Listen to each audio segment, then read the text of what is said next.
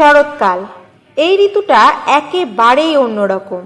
সবুজ আকাশে পেঁজা তুলোর মতো মেঘ, মাঠে ঘাটে কাশফুল, মাঝে মধ্যেই বৃষ্টি, চারিদিকে শিউলি ফুলের গন্ধ আর বীরেন্দ্রকৃষ্ণ ভদ্রের কণ্ঠে চণ্ডীপাঠ। এই সমস্ত কিছু আপনাকে মনে করিয়ে দেবে আজ মহালয়া। পিতৃপক্ষের অবসান ও দেবীপক্ষের সূচনা লগ্নটি মহালয়া হিসাবে চিহ্নিত। পুরাণ মতে ব্রহ্মার নির্দেশেই গড়ে ওঠে এই মহামিলন ক্ষেত্রটি। এই সময় তাই পিতৃপুরুষের উদ্দেশ্যে তর্পণ করে মানুষ। শাস্ত্রমতে হিন্দুদের অবশ্য পালনীয় যে পঞ্চমহাযজ্ঞের বিধান রয়েছে তার মধ্যে অন্যতম হল পিতৃযজ্ঞ বা তর্পণাদি। এই তর্পণ কথার অর্থ হল যাতে অন্যের তৃপ্তি হয় সেই উদ্দেশ্যে জলদান, অর্থাৎ দেবগণ, ঋষিগণ, পিতৃগণ, নরগণ, ব্রহ্মা হইতে তৃণশিখা পর্যন্ত সমস্ত জগৎ আমা কর্তৃক প্রদত্ত অন্ন জলে তৃপ্তি লাভ করুন। যেহেতু পিতৃপক্ষে পিতৃলোক ও মনুষ্যলোক কাছাকাছি চলে আসে, তাই ধারণা করা হয় এই সময়কালে যদি পিতৃপুরুষের উদ্দেশ্যে তর্পণ অর্থাৎ জল দান করা হয় তাহলে সেই জল পিতৃপুরুষ গ্রহণ করেন, যার মহাপ্রকাশ পিতৃপক্ষের শেষ দিনটি অর্থাৎ মহালয়ায়। শাস্ত্রে কথিত আছে এই দিনেই মহিষাসুর বধের দায়িত্ব গ্রহণ করেন দেবী দুর্গা। বাঙালির কাছে এই দিনটি আলাদা তাৎপর্য বহন করে।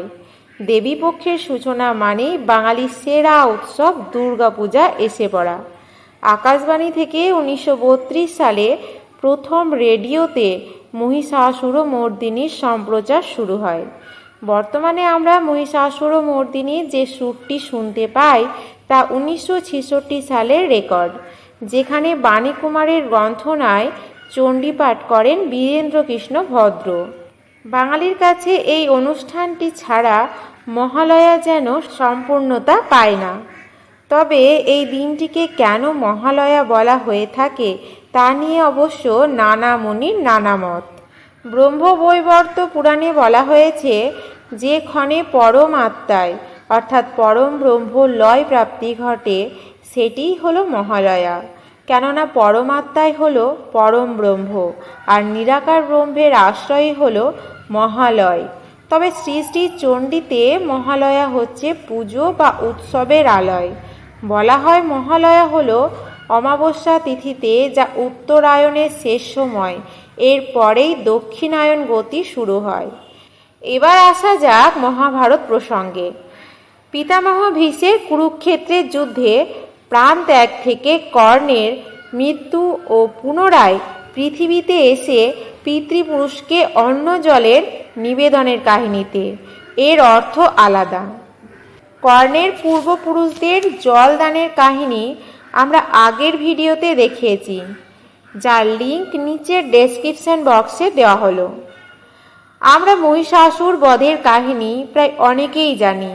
দানব রাজা মহিষাসুরকে পরাজিত করার জন্য ব্রহ্মা, বিষ্ণু এবং মহেশ্বর দেবী দুর্গাকে সৃষ্টি করেছিলেন। রাক্ষস রাজা এমন বর পেয়েছিলেন যে কেউ তাকে বধ করতে পারবে না, এমনকি দেব দেবীও না। আর এই মহালয়া দিনটি দেবী দুর্গার আগমনকে চিহ্নিত করে, কারণ তিনি হলেন পরম শক্তি। হিন্দুরা বিশ্বাস করে যে অসুর রাজা মহিষাসুর যে কোনো দেবতা বা মানুষের বিরুদ্ধে অজেয় হওয়ার বর পেয়েছিলেন, যার ফলে দেবতারা অসুরগণের অত্যাচারে অতৃষ্ট হয়ে ওঠে।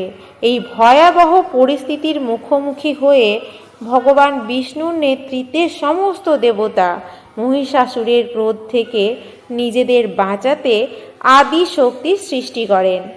এটা বিশ্বাস করা হয় যে এই সময়ে দেবতাদের দেহ থেকে একটা ঐশ্বরিক দীপ্তি নির্গত হয়েছিল, যা দেবী দুর্গার রূপে একত্রিত হয়। দেবী দুর্গা ও মহিষাসুরের মধ্যে যুদ্ধ 9 দিনের স্থায়ী হয়, যা 10 দিনে শেষ হয়। আর এই 9 দিনকে নবরাত্রি বলা হয়। ভক্তরা বিশ্বাস করেন এই সময় মা লোকেদের আশীর্বাদ করতে পৃথিবীতে অবতরণ করেন। জয় মা দুর্গা।